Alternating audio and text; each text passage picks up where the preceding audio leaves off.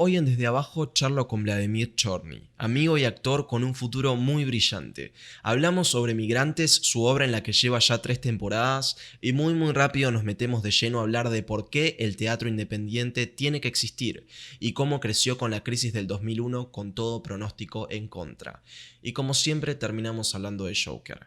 ¿Por qué es buena idea de formarnos como actores y escapar a la normatividad de los cuerpos? A continuación, la entrevista. Disfruten. Hola a todos, mi nombre es David Steinfeld y bienvenidos a Desde Abajo, un podcast sobre el ambiente del teatro y el cine en el que voy a hablar del camino del artista, mis experiencias como actor en Buenos Aires y las experiencias únicas de otras actrices, actores, directores, guionistas y otros referentes, para entender sus procesos creativos, tener una imagen más rica y tridimensional del funcionamiento de la máquina y entender cómo crean impacto. ¿Cómo estás, Vladimir? Muy bien. ¿Todo bien? Todo bien. Muchas gracias por la invitación. Finalmente. Contame qué está pasando en tu vida actoral ahora mismo. ¿Qué proyectos tenés? Pues bueno, es un poquito un torbellino, por suerte. Como charlamos hace ratito, recién reestrenamos hace 2 semanas una obra en la que he venido trabajando hace ya casi 2 años, que es esta obra de Migrantes, en la que ahora estamos en el espacio Callejón, ¿no? Tuvimos 2 funciones muy lindas. Es en el Abasto, ¿no? Sí, con sala llena y buenas críticas y todo eso. Y es un momento interesante porque creo que el proceso actoral por decirlo de alguna manera, mi crecimiento actoral en muchos sentidos se junta con lo que está pasando en esta obra. Esta obra viene de muchas funciones, ya de varios festivales internacionales. Salimos a Chile, salimos a Uruguay, estuvimos en un par de festivales acá, luego al Festival Iberoamericano de Teatro de Mar del Plata. ¡Ah, qué emoción! Muy bueno. Esta locura de... Bueno, yo tengo poco tiempo que, digamos, debuté profesionalmente como actor, que fue, digamos, mi primera obra de teatro fue en julio del 2018. Sí. Entonces es una carrera corta que ha sido bastante afortunada. He estado en varias obras y varios proyectos copados. Y también tener la posibilidad de esto que muchas veces muchos soñamos desde la actuación, que es, me encantaría salir de gira y cómo debe ser esto, y moverme por acá. Sí. Y bueno, Migrantes ha sido un poco esa oportunidad de crecer mucho en el proceso. Migrantes nace porque nuestra directora, que se llama Greta Risa, vuelve de Francia después de más de 20 años de estar allá. Ella es argentina, se va a los 18 años y se forma con, digamos, una línea descendiente de la Escuela del Teatro del Sol de Ariane Mnouchkine. Después se forma, o sea, trabaja también ¿Teatro del Sol es Cirque du Soleil? Es como el Cirque du Soleil, pero una parte, digamos, como teatral que Ariane Mnouchkine crea en los 60s. Entonces, así como el Cirque du Soleil incorpora técnicas, digamos, que uno podría rastrear desde Occidente y incorpora muchas desde Oriente. Bueno, Ariane Mnouchkine hace lo mismo. Trabaja mucho con teatro japonés, teatro de la India. Incorporan, por ejemplo, mucho el trabajo de Bunraku, que es con los títeres. Hay una cosa muy de danza. Es una cosa muy espectacular, digamos. Súper interesante. Claro, nosotros no es que hagamos exactamente lo que hace Ariane Mnouchkine, pero sí la formación de Greta es una formación que está conectada con esa escuela. Después ella se formó también en la escuela de Lecoq, trabajó con Chamé Buendía en Francia y tiene una mezcla de clown, de grotesco. Es un lenguaje que es un lenguaje particular de ella, pero uno lo podría rastrear hacia allá. Un trabajo muy físico en el que nosotros, por ejemplo, cuando trabajamos estuvimos 3 meses ensayando de lunes a viernes 6 horas por día, porque la obra ganó el proyecto Iberescena, entonces teníamos financiamiento. Era un trabajo por el cual nos pagaban, claro. Obviamente, si no, no podés hacer 6 horas de ensayo al día. Con esta cosa también muy loca del teatro independiente, ¿no? Que es muy a pulmón. Entonces, quienes hacemos teatro independiente seremos muy poquitos los que podremos levantar la mano y decir, bueno, a mí me pagaron por hacer algo de teatro. Lo loco que es decir esto en Buenos Aires, en el que hay teatro independiente por todos lados y una oferta gigantesca. Creo que es el segundo lugar en el mundo. Yo no sé si es el off yankee de Broadway, el Off-Broadway, o es en Inglaterra, Ajá. que está la capital con más teatros del mundo. Pero creo que Argentina, Buenos Aires... Yo pensé que Buenos Aires era la que más. Es la segunda, me parece. Pero que ya eso es un montón. Sí. Y bueno, es tremendo. Bueno, y eso responde a políticas de Estado, obviamente. Claro. Y también a mí, no me acuerdo quién me contaba, pero que, por ejemplo, en el 2001, como el teatro tiene también esta reacción social a la adversidad, porque en el 2001 con la crisis uno pensaría, bueno, el teatro se va a ir a la mierda porque tienes una situación económica tan jodida que se cierran espacios. Y lo que pasó en el 2001 es que sucedió un poco al revés. Se abrieron. Claro, las y los artistas se organizaron y empezaron a abrir más espacios culturales, más teatro. Esta cosa que vemos hoy por todos lados en prácticamente todos los barrios de la ciudad, que es centros culturales por todos lados donde se hacen varietés, obras de teatro, se dan clases. Sí, son espacios de catarsis también. Totalmente. Y de refugio un poco social, ¿no? Porque es como, claro, tú comparas con Teatro Corrientes, con el teatro comercial, que también es otro tema que te puede permitir medir varias cosas. Y en Teatro Corrientes una entrada ahora te está saliendo 1.000 mangos. Sí. A lo menos en la mayoría de los espectáculos. Entonces, como en una situación de crisis, también el arte te puede servir como un lugar para refugiarte y para darle también oportunidades a las personas de seguir teniendo bienes culturales, ¿no? Pensando el arte como cultura y como un derecho en ese sentido. Obviamente que en las situaciones de crisis económica, pues las personas necesitan comer y entonces, ¿qué es lo primero que se corta? Si tienes que cortar es los bienes culturales. Es, si tengo que comer y quiero ir al teatro, primero me voy a preocupar por comer. Pero bueno, el teatro en Buenos Aires tiene esa historia también de cómo tenemos tanto. Pero es bien difícil. O sea, el encontrar la posibilidad de que te paguen por hacer teatro independiente es muy difícil y nosotros la tuvimos. Y en esos 3 meses de muchas horas, muy intenso, vino también una profesora que se llama Renata Armesto. Ella es chilena. Ella se formó en Comedia del Arte en Italia y después hizo la escuela de Lecoq también. Wow. Entonces ella es... Wow, o sea, mucha parte de la formación que nosotros tenemos de lo que se ve en la obra es por ella y por Greta. Es como esas dos manos que nos fueron moldeando y que lograron generar un lenguaje común, ¿no? La obra tiene un tema muy popular. O sea, también es nosotros el otro día en una entrevista de radio el chileno César Riveros decía esto. O sea, es un lenguaje que, aunque sea muy complejo y muy técnico, y digamos nosotros como actores nos tuvimos que formar técnicamente de manera muy rigurosa, lo que uno ve es teatro popular. O sea, nosotros hemos actuado en circos, en una de las giras que tuvimos, que nos fuimos al noroeste de Argentina y después a Chile, terminamos actuando en un circo en donde había creo que 250 personas, muchos niños y niñas. Qué lindo. Y hay una cosa de poder hacerlo popular desde ahí, que también, de nuevo, pensando en teatro independiente versus teatro comercial, no solo por ponerlos a competir, sino por lo que uno normalmente puede ver, pues es bien difícil ver en Calle Corrientes un teatro popular. Totalmente, sí. ¿No? Y este es un teatro bastante popular. Lo hemos hecho en escuelas, lo hemos hecho en parques, lo hemos hecho en museos. Esto que te digo de hacerlo en un circo, porque el lenguaje te lo permite, ¿no?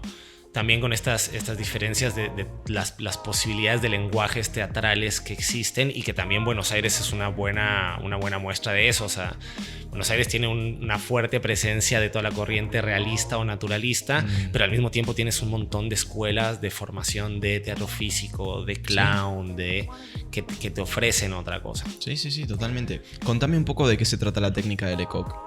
Bueno, nosotros digamos que no solamente hacemos Lecoq, o sea, tenemos una mezcla. Lecoq trabaja mucho con el cuerpo, o sea, como con jugar con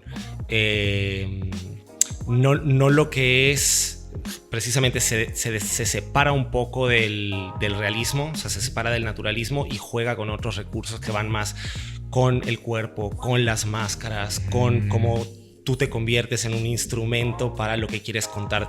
Digamos que las imágenes se construyen no desde la escenografía, sino desde lo que el actor tiene para mostrar mucho los gestos. ¿Tiene algo que ver con máscara neutra? Se trabaja mucho con máscaras, o sea, se juega con máscara neutra y después el Lecoq también, hasta donde sé, porque digamos tampoco es que me haya formado en eso, pero se juega también o incorpora otro tipo de máscaras. Es mucho el trabajo de máscara neutra, pero también incorpora otro tipo de máscaras, que es ahí donde se acerca con la comedia del arte, ¿no? La comedia del arte es todo esto que existió, se desarrolló desde hace muchísimos siglos, que va creando personajes a través de las máscaras. Claro. Y digamos, la historia de la comedia del arte es muy interesante porque se crean personajes distintos, con máscaras distintas, porque se hablaban dialectos distintos. Entonces, antes el teatro, que de nuevo era un teatro muy popular, primero se hacía en las iglesias y se tenía solo un espacio reservado, tipo tú tenías una misa de 2 horas y en algún momento había un grupo teatral que contaba alguna historia. Para que la gente no se duerma, ¿no? Para que la gente no se duerma en la iglesia. Bien. Claro. Buena movida del catolicismo. Exacto. Me encanta. Pero después estas movidas empezaron a ser críticas y entonces a la iglesia no le gustó. Entonces la iglesia lo que hacía, claramente... Mala movida del catolicismo. Exactamente. La iglesia lo que hacía fue que lo sacó y ya no les dejó estar dentro de la misa, pero entonces los artistas se iban afuera. En la puerta. Claro. Y la gente prefería ir a verlos a ellos que entrar Obvio. a la misa. Mucho ¿no? más divertido. Y después lo que empezó a suceder es que empezaron a girar. Pero antes, digamos, esto es pre-reinos todavía. Presubsidios. Presubsidios también, pre-teatro. Antes lo que pasaba es que se iban entonces de pueblitos en pueblitos, pero los distintos pueblos tenían distintos idiomas, distintos dialectos. Entonces, como era muy difícil aprenderse todos, lo que hacían era ir creando un personaje que simbolizara cada región. Ah, wow. Y entonces uno de esos personajes sí hablaba el dialecto y el resto hablaba el dialecto, la lengua que tenía para lograr resto de la empatía compañía. y conexión Claro. con cada público. Entonces había un juego mucho del cuerpo, de las máscaras, de todo esto que te vengo diciendo, que no pasaba por el texto. Claro. ¿No? De hecho había mucho desapego al texto y mucho juego con la corporalidad. Entonces todas estas escuelas de comedia del arte, el trabajo de Lecoq, etcétera, se acercan más a lo que uno identificaría con el trabajo de clown, el trabajo de los mimos, el trabajo del teatro físico. Va mucho más por allá que por esas cosas a las que estamos más acostumbrados acá. Nice. Que es re interesante. Es re interesante y probablemente hasta relajante, ¿no? Pegarse un poco más al cuerpo y tratar de ser menos realista, ¿no? Como que hay una presión por el realismo que también después vos ves que en actores muy, muy, muy grosos, actrices también, que pasaron por otras escuelas que no son necesariamente naturalistas. Lo único que hizo fue sumar, ¿no? a su trabajo, a su resultado. Y es una mentira, me parece, que esas técnicas no terminan sumando a lo que es después la cámara, ¿no? Porque te permite como correrte de lo que se esperaría ver a un ser humano común y corriente. Y a veces eso es lo interesante. Claro. A veces lo interesante es ver una expresión que no es cotidiana, ¿no? Un movimiento corporal que no es cotidiano. Totalmente. Y eso te hace la película. Creo, por ejemplo, que un caso es Joker. Joker no existe si el tipo está tratando de ser lo más normal posible para que nadie se dé cuenta de que no soy un tipo normal. Nada. Claro. Además, y qué interesante que menciones de Joker, porque uno cree lo que está haciendo Joaquín Phoenix. O sea, si uno ve a alguien trabajando así con su cuerpo, uno diría, bueno, es que eso no es de verdad, ¿no? Esta obsesión que desde el realismo y el naturalismo creo que está muy marcada. La búsqueda de la verdad. Claro, de la búsqueda de la verdad escénica, ¿no? No hay verdad, chicos. ¿Qué es esto de la verdad? Sí. ¿Qué hasta dónde la verdad escénica es algo tan así? Y por el otro lado, cómo el trabajo con el cuerpo, por más que sea algo que uno podría decir, desde una visión muy conservadora, que fuera solo pro-realismo, pro-naturalismo, diría, no, es que eso es exagerado, nadie se movería así. La verdad es que lo podés hacer. Sí, no, y además me parece que también es una visión sesgadísima del ser humano, donde si te moves de una cultura a otra o empezás a ver un poco a algunas minorías, Claro. a algunas personas con algunos problemas físicos y todo eso, empezás a hallar formas, corporalidades completamente diferentes que... Y que reflejan también diferencias políticas y sociales, Por supuesto. como lo que dices. O sea, una persona que no tiene la misma movilidad que la normalidad, ¿no? Poniéndolo muy entre comillas, tiene un montón de obstáculos y barreras sociales, políticas, económicas y culturales. Totalmente. Que el resto de la gente que está dentro de la normalidad de lo físicamente concebido no tiene. Entonces hay una cosa del trabajo con el cuerpo que también refleja mucho las relaciones de poder y se puede convertir en un espacio también de disputa del poder. El otro día yo estaba... está esta serie de libros que es muy muy buena, que se llama Theater and es como teatro y después tienes como 20 libros que escribieron ensayos sobre theater and sexuality, theater and the body, theater and the mind, tal. Entonces justo estaba leyendo el del teatro y el cuerpo y ahí decían, había como una reflexión sobre esto que decía, a ver, así como los escenarios son espacios para reflejar o para intentar contar historias sobre la humanidad, sobre lo que sucede en lo social, sobre cómo funciona el poder, los cuerpos también son territorios de disputa, de relaciones de poder, de estereotipos, Totalmente. de normalización, de un montón de cosas. Entonces el trabajo físico, es decir, lo que un actor puede poner, mostrar y desde dónde lo haces, también es político. Sí, es radical. En ese sentido. Entonces, ¿hasta dónde el realismo... yo creo que hay muchas personas que hacemos o que hicimos realismo que no estamos...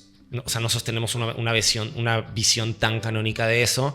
Pero también he conocido personas muy, muy canónicas en temas del realismo que pareciera que ponen el cuerpo de lado. Sí, totalmente. Sí, es un cerebro flotando. Sí. El foco está en el texto y Sí. entonces en la narrativa y lo que los actores de manera muy natural te cuentan y si logran meter ese texto Sí. en las venas y esto que sea de verdad, más que en lo que los cuerpos te pueden contar y en las diferencias que existen en los cuerpos, ¿no? Entonces me acordaba ahorita también una de las entrevistas que le hacen al director de Parasites, Bong Joon-ho, una vez que ya ganó el Oscar y todo eso. Entonces él dice algo así como hasta el olor es una cuestión de clase, la forma en la que olemos es una cuestión de clase, ¿no? Que juega con eso en la película de manera hermosa. La fisicalidad de esos actores es increíble. Es increíble. Básicamente, en el primer momento que vos los ves en sus casas, ya entendés, ok, por eso se llama Parasites. Claro. No, y además hay mucho del trabajo del cuerpo. Claro, yo la verdad es que no lo investigué, pero sería re interesante ver cuál es la formación que tienen ellos en términos del manejo de cuerpos y todo. Pero vos lo ves y es impresionante. Hay una cuestión de la naturalidad que tienen ellos de amoldarse a los espacios pequeños. ¿Viste esta escena donde están buscando wifi los dos hermanos? Y que es como todo, claro, todo chiquito y de repente se meten, pero se meten a espacios hiper reducidos sin ningún problema, ¿no? Sí. Porque también creo que son cucarachas. Claro, es una cosa de poder meterse como cucaracha a cualquier rincón, porque eso es un fucking parásito que... Cuando escalan las escaleras saliendo del subsuelo. Tremendo. Que no las caminan, las escalan en 4 patas. Claro, y uno pensaría, bueno, es que eso lo trabajás, cualquier persona puede hacerlo, pero hay una gran diferencia cuando tienes una formación física y cuando vos tenés control de tu cuerpo, cuando estás entrenado para poder hacer ciertas cosas que te permite llegar a esos lugares a cuando no la tenés. Sí, y el permiso propio para ser feo. Me parece que es re importante. Uf. Que en el naturalismo todo el mundo está tratando de verse correcto y no ofender con su fisicalidad y no verse no atractivo y realmente lo necesitas. Claro. Y ves a actores y actrices de alto nivel afeándose para un montón de papeles y son los más interesantes. Claro, bueno, el otro día yo justo estaba viendo esta película de de Vanilla Sky en la que sale la de Tom Cruise, que en realidad es el remake de Abre los Ojos, que fue la primera película española que sale con esa historia. Entonces yo pregunté, decía, che, ¿vos viste alguna película en la que Tom Cruise no salga actuando de Tom Cruise? O sea, porque a mí me gusta, tiene cosas actorales que son muy... No, pero es una marca ya. Claro, pero él es como un muñeco... de sí mismo. De sí mismo. Sí. Entonces, si es Misión Imposible, es el mismo físico. El pelito. Si es tal, es el mismo, el pelo. La sonrisita, súper cocky, desafiante. Totalmente. Los ojitos sonrientes. Y después vos ves a otros actores, a otras actrices que han salido de eso y que se han permitido transformarse en el sentido como más profundo de la palabra, es decir, transformarse como una deformación en ese sentido, que es lo que vos ves en Joaquín Phoenix. Vos ves un tipo que en su cuerpo, esta escena en la que está como amasando el zapato de su payaso, que vos lo ves y vos decís, en cualquier momento a este chabón le sale un pico de la espalda, porque pareciera que claro, una espina, pareciera que se está transformando con el cuerpo y que hay una cosa de movimiento que es espectacular y que muchas veces, creo yo, juega en contra o el obstáculo, el prejuicio que se tiene ahí es una cuestión que choca con el ego de los actores y de las actrices, ¿no? Es como, pareciera que hay también un mito un poco sobre la atracción y la seducción de un actor o una actriz frente a esas cosas. Entonces vos ves actores y actrices como todos y todas lindas, ¿no? Entonces vos pensás en un actor y es como, claro, como va a ser algo muy, muy lindo, que muchas veces puede terminar cayendo precisamente en esta heteronorma, que es pensar la atracción de los cuerpos o los estándares de belleza desde la lógica heterosexual, occidental, etcétera, que tenemos, ¿no? Independientemente de cuál sea la orientación sexual que tenga, pero el mundo de la actuación se juega un poco bajo esos estándares. Yo creo que es algo que se viene arrastrando desde los primeros días de Hollywood, donde todo el mundo está tratando de hacer ingeniería inversa e imitar el resultado en vez de el proceso. Y el resultado sería también los lead men y lead women, como esta gente, los protagonistas, digamos, que en general al principio en Hollywood eran las personas más apuestas, y eso se viene arrastrando hasta hoy, al punto de que cuando una persona decide ser actriz, actor, lo primero que hace es tratar de construir una imagen perfecta de sí misma en redes, por ejemplo. Y mostrar que sí puede ser algo vendible. Y miren estos abdominales, y miren este culo, y miren esta sonrisa que hago. Que es algo que... Ok, no tengo ningún problema con eso, hasta lo he hecho.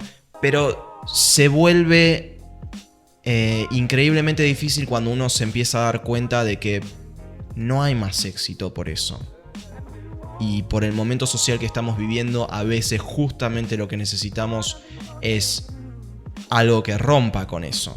Claro. ¿No? Algo que rompa con estos paradigmas que nos oprimen a todos también, donde nos obligan, y nos obligamos a nosotros mismos también aceptándolos, a tratar de ser como la versión más perfecta de nosotros mismos, y eso se cae a pedazos. Sí, y que la versión más perfecta sea esta, la de un físico escultural, o sea, es rara, o sea, es al menos muy sospechosa la coincidencia entre la idea de la mejor versión de uno mismo y la correspondencia de esa idea con que tenga que ser físicamente impecable, sí, con que tenga que ser económicamente acomodada, en un mundo en el que económicamente el capitalismo no te permite tener una posibilidad de ascenso ni de transformación, en la que precisamente las dificultades sociales y económicas hacen que muchas veces tener cierto tipo de cuerpo y tener cierto tipo de perfil sea una cuestión también de privilegios en términos de tiempo, de dinero, de alimentación, etc. Hay como muchas cosas que se pierden en esa coincidencia que es bastante sospechosa.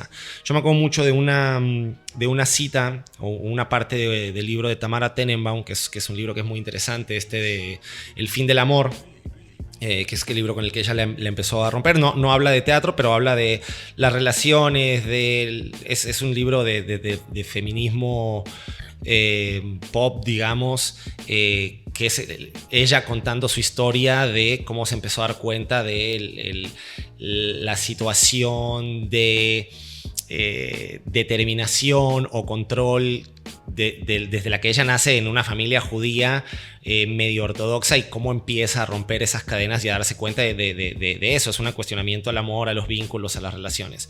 Y ella dice en un momento que algo así como: ahora para tener seguidores, haciendo una comparación entre el pasado cuando existía el ICQ, Milk y todo eso, sí, que era una cuestión más de los charlar, de ideas, de compartir música. Entonces, si nos gusta la misma música, creamos nuestros clusters y entonces somos grupo.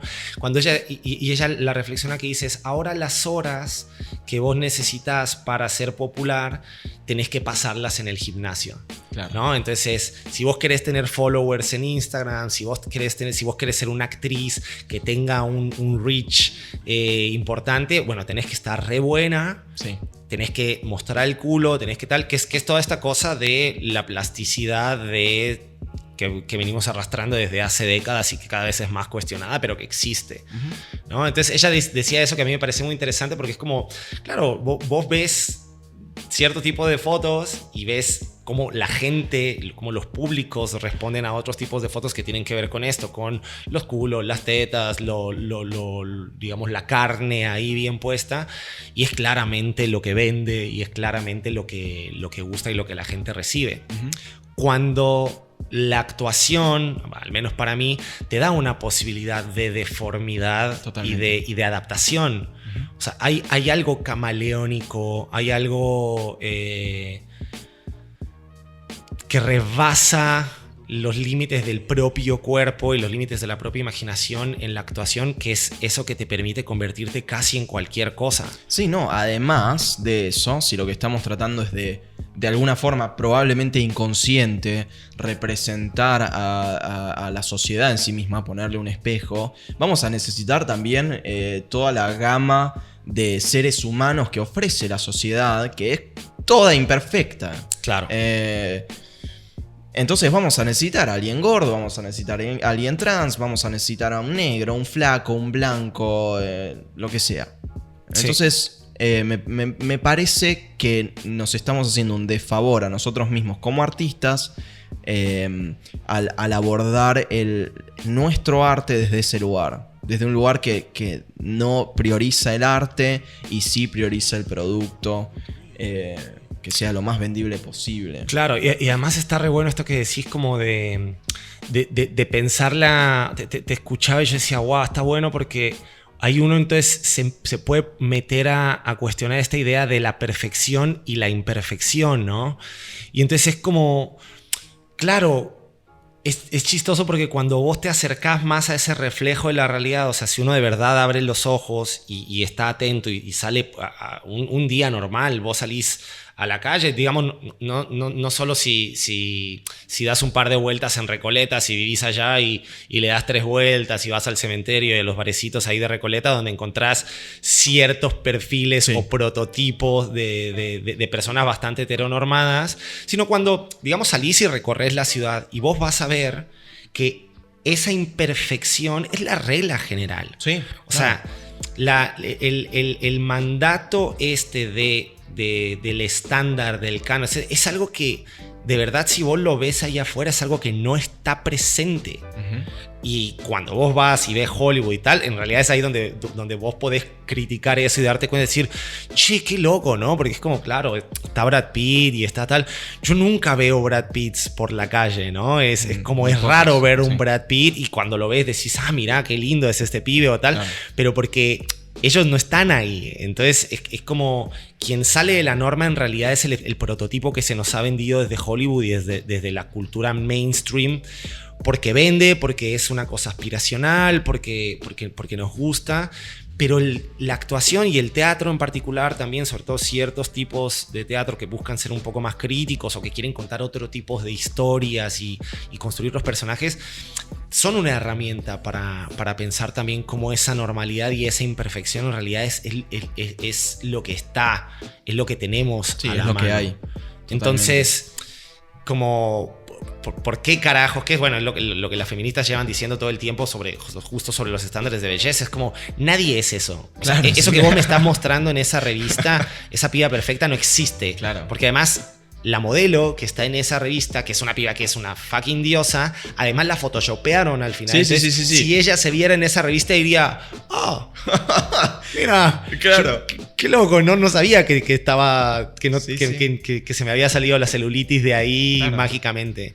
Entonces, hay una cosa de decir, fuck man, o sea, nosotros tenemos la posibilidad de romper ese discurso, y además de lo rico que es también tener la posibilidad de salir de los cuerpos normales de nuevo. Sí, además yo creo que, digamos, no quiero decirlo así, no quiero decir tenemos la responsabilidad de, porque suena como un mandato, pero creo que accidentalmente el arte es la que le ofrece a la sociedad un lugar de identificación para crear su narrativa propia.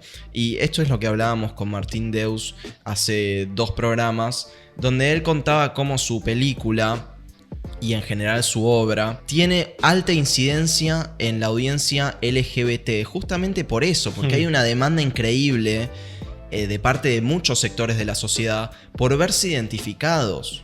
Creo que es muy importante eso, ofrecer algo.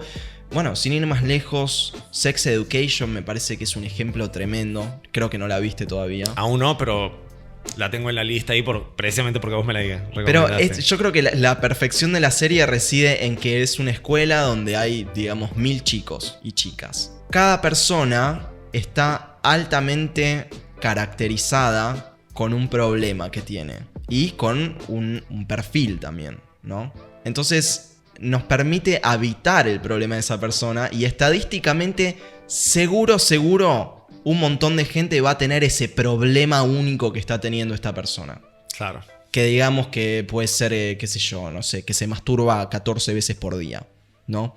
Y tiene esa inquietud. Entonces, creo que cuanto... ¿Quién no pasó por ahí? Claro. cuanto vos más caracterizás a los personajes, creo que cuanto más específico es, más gente vas a tener empatizando con el personaje e identificándose. Y ahí es donde haces el gancho y haces que la gente quiera ver lo que haces. Sí. Me parece. Y además también que cuando uno ve que hay esa identificación en las personas, uno puede salir de sí mismo. Esto es esta cuestión de la perspectiva. Es como, si yo solo miro el mundo desde el lugar en el que estoy parado, siempre me voy a perder de todas aquellas cosas que no son observables desde ese lugar. Totalmente. Entonces, si yo cambio de perspectiva, salgo y me pongo en otro lugar, entonces voy a empezar a ver esas cosas que no es que no quisiera ver incluso, o sea, siendo como muy positivos o dando el beneficio de la duda, no es que tal vez las personas que no ven muchas cosas no tengan deseo de hacerlo, sino que el lugar desde el que están paradas no se los permite. Es decir, por más que quisieran hacerlo, igualmente no podrían ver ciertas cosas, porque el lugar donde tienen los pies no les permite. Es como si yo me paro detrás de una columna y hago todo mi esfuerzo por ver todo lo que pueda, pero no puedo mover los pies de ahí. Lo que está atrás de la columna no puedo verlo. Por más que yo tenga un anhelo y un deseo, yo diga, no, es que yo soy re abierto y a mí me gustaría ver esta cosa, no lo voy a poder ver. Necesito cambiar de lugar y tener una perspectiva de un punto distinto para poder ver lo que está detrás de Totalmente. la columna. Entonces, el teatro y la actuación también nos permiten cambiar la perspectiva de los observadores para ver, para mostrar cosas que ellos no han visto en otros lugares. También por eso creo que todas estas películas, Parasite, Joker, o sea, las películas que traen como este revival de contenido social o crítica al capitalismo y todo, han generado un shock porque es cierto que, obvio, si de repente llega un pibe y te dice, no, che, mirá, es que el capitalismo, no sé qué, puede que haya personas que sienten eso invasivo y dicen, no, pibe, a mí no me vengas a romper las pelotas con estas cosas. Pero cuando vos vas al cine y cuando vas a ver una película del Guasón, del Joker y tal, y vas relajado y de repente te estalla eso tan magistralmente hecho en la cara, te toca. Creo que es una forma muy inteligente, sí, y entiendo lo que decís. Es una forma muy inteligente la que tomaron estas películas, que es la de cómo hacer llegar un mensaje bajando las defensas, Claro. no subiéndolas. Entonces, cuando vos lográs empatía por los personajes, podés contar la historia que quieras. Y podés lograr que Juancho, el taxista, que por ahí tiene ideas muy de derecha, termine empatizando con una historia sobre una piba trans de la villa, ¿no? Claro. A través de ¿qué? Demostrar que es una persona que siente y que vive cosas similares con las que Juancho se puede identificar. Una vez que tenés eso, una vez que bajaste las defensas, podés meter el virus. Claro.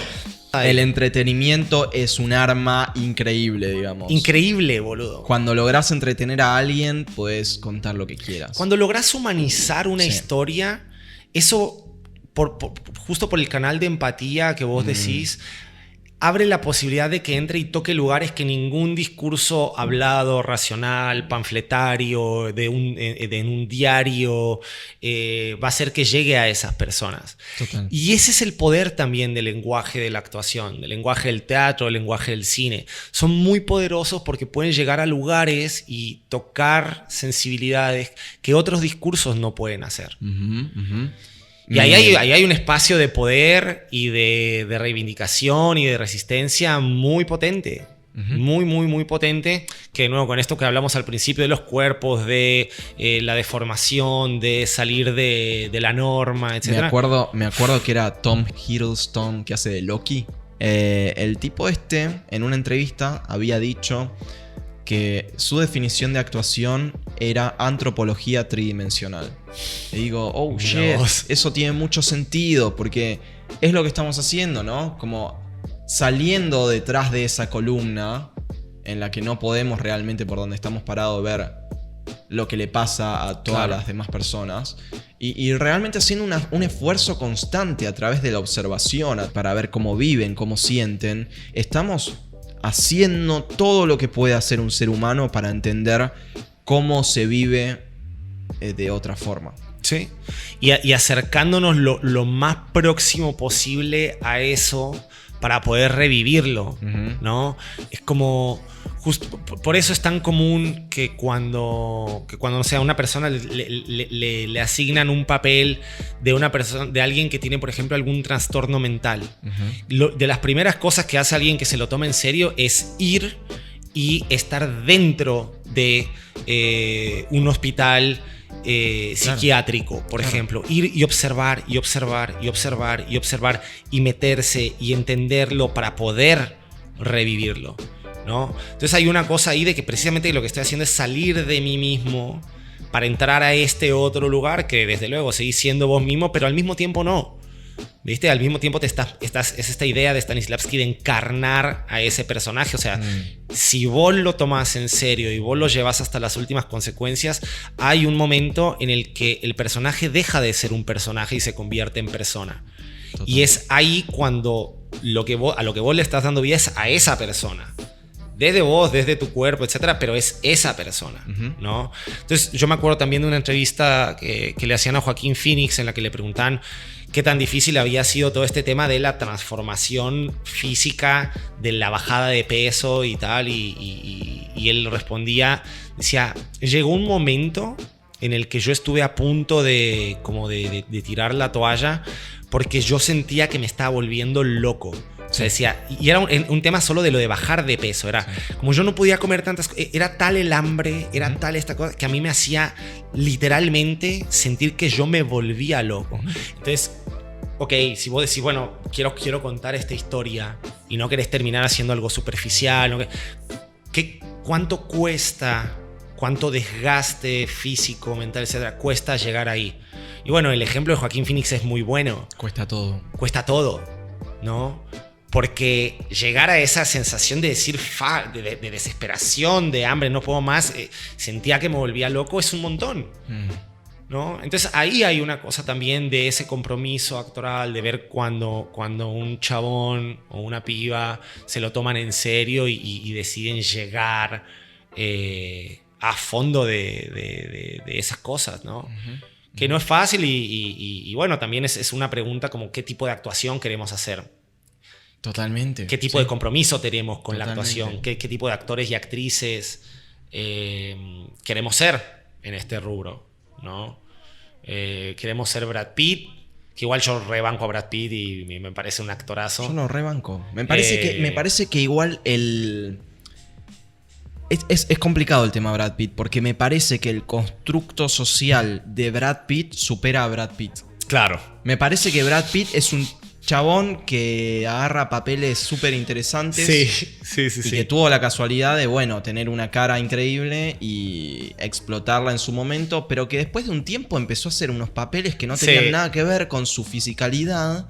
Totalmente. Y el resto de la gente siguió usándolo como ejemplo para definir lo más superficial y estúpido de Hollywood. Cuando el chabón, además, a mí me parece que es un gran actor. Es un gran actor. O sea, es tremendo actor y llega a lugares que son re difíciles de llegar y hace papeles increíbles. Pero pensándolo en esta cosa de queremos... Incluso yo sé que la idea es la transformación, ¿no? Pero yo incluso iría un pasito más allá para pensarlo desde la deformación, ¿no? ¿Queremos deformarnos para llegar a otros lugares? ¿O no queremos salir, no queremos meternos a ese espacio de incomodidad? Porque yo sí creo que hay una cuestión de deformación en ese sentido. Y es mayormente mental. Sí, es re mental, súper emocional. También es una cuestión de hasta dónde deformo ese lugar. Que obviamente para eso estudiamos actuación, es decir, para saber hacerlo y poder hacerlo sin destruirnos, de hacerlo desde lugares seguros, pero que desde luego pueden ser arriesgados y que pueden ser muy jugados en eso, y, digamos, sin volverte loco o terminarte suicidando porque te metiste en un papel de un loco en el que eso, te terminaste pegando un tiro. Es decir, cómo lograrlo desde la actuación. Para mí también la actuación por eso es un arte tan compleja y tan interesante, porque te permite llegar a esos lugares sin hacerte bosta, ¿no?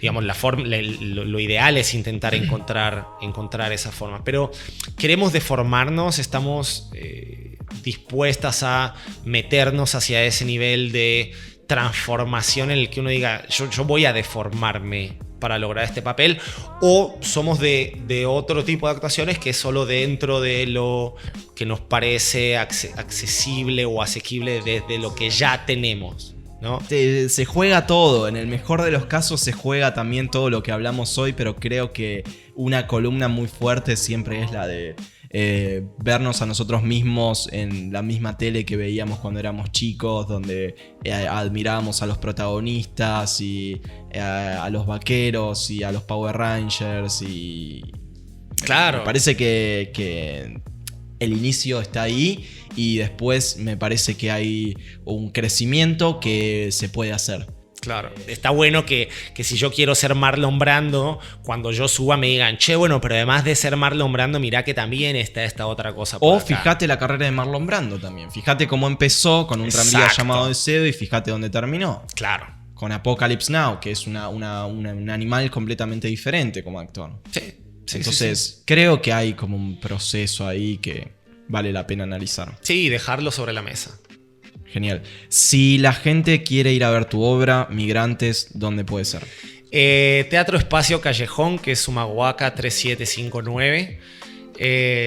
Los miércoles a las 20:30 horas. Reservas por Alternativa Teatral o escribiéndonos a cualquiera del elenco o al Instagram de la compañía, que es @CIE Mirando al Sur, o a mi Instagram @Vlad_Chorny. Perfecto. Mil gracias por venir, Vlad. Mil gracias por la invitación.